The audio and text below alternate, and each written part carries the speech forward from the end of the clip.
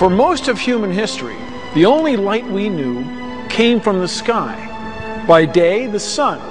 By night, an uncountable number of stars. Now, from the beginning, our ancestors believed that the sun and the stars were heavenly, out of this world, and they were right.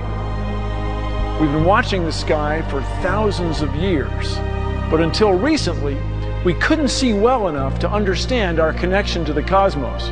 But now, our astronomical vision has sharpened. We can see farther and clearer.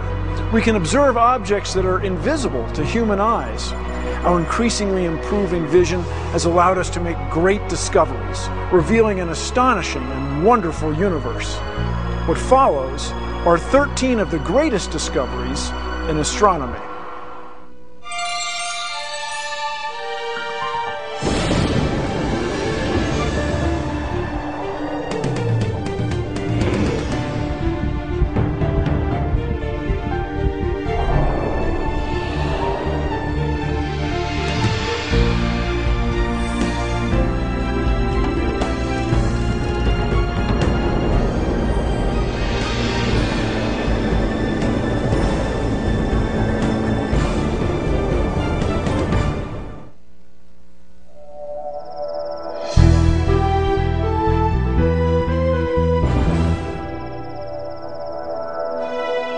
Our first great discovery happened over centuries as the first humans looked carefully at the sky in places like this, the empty, cloudless deserts of the American Southwest, the Middle East, Africa, and South America.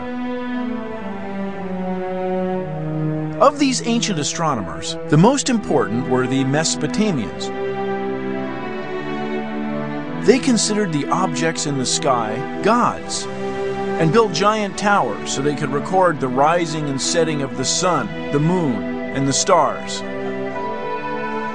For more than 1,000 years, they used clay tablets to record what they saw. Were they the first? To find out more, I paid a visit to Professor of Astronomy, Owen Gingrich. About astronomy? Here, for example, is one of these clay tablets. Have a read. Yeah, these people wrote small. Yes. I was perfectly amazed when somebody came into my office and picked it up and actually started reading it. So what language is this? I think this is in Babylonian. Hundreds of these tablets were unburied. Among these hundreds of tablets is a tablet called the Venus Tablet of Amazadaga. And this tablet contains the motion of the planet Venus. That's the earliest record we have of a planet moving. After the Mesopotamians made the first records, it was the Greeks who took the next step. Some of the Greek astronomers made a field trip out to Mesopotamia to find out what had been going on there, and they seem to have brought back some systematic records, so that ultimately it gave the basis for making a mathematical theory of the motion of the planets. From their observations, the Greeks developed a vision of the solar system that would stand for some 2,000 years. That the planets move, revolving around the Earth. It would take our next great discovery to set the record straight.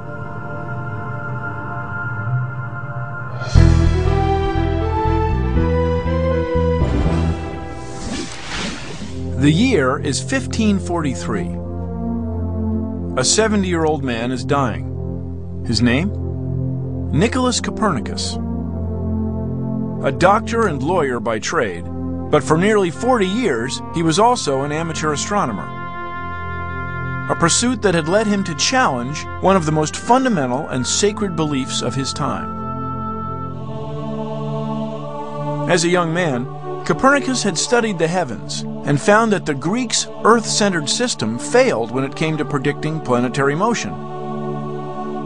Now, he began to wonder if the Earth itself moved. Observed from Earth. But here is Copernicus's idea. With the sun as the center. The sun is the center. And now suddenly All the planets are going always the same way around. They're not stopping. Copernicus realized that the movements of the planets were better explained if the sun were at the center of the solar system and the Earth circled it like an ordinary planet. It was a revolutionary insight. Despite any evidence that the Earth was moving, he came up with this book, which gives his new theory. This idea, this book, changed the world. Yes, because it made the Earth a planet, and it fixed the sun in the center. If you don't have that blueprint, you don't march ahead to the physics of the cosmos. As it happened, the final pages, which were just these here in the front of the book, came to him on the very day he died. I suspect, he was lying there partially paralyzed from a stroke. He was probably just hanging in there till he could make sure that it was done.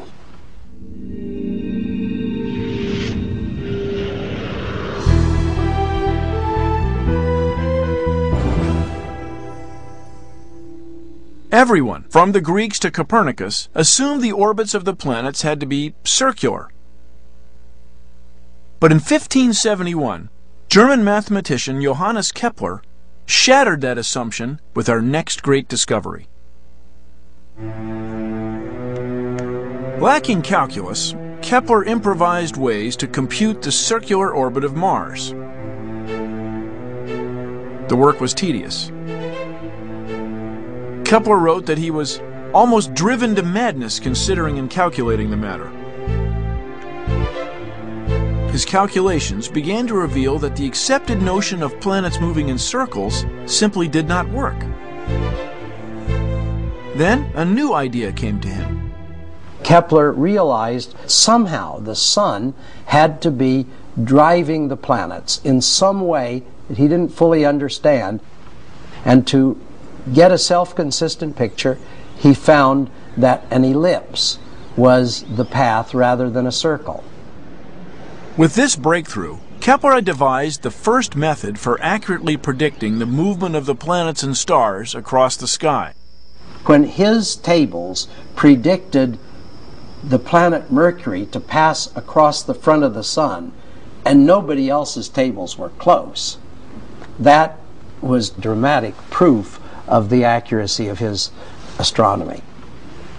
It linked the motions of the planets solidly to the sun. This was a very important point to help stress the idea that the Copernican sun-centered system really had physical significance.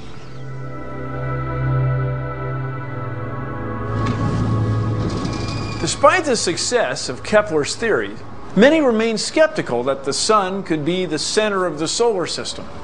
But the final nail in that coffin was about to be driven home by a man who, like Kepler, preferred to use observational evidence to form his theories. And that man was Galileo Galilei.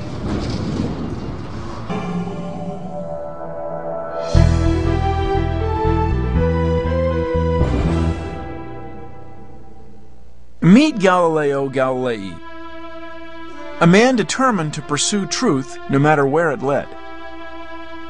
And in the case of our next great discovery, his determination led him to revolutionize our knowledge of the solar system.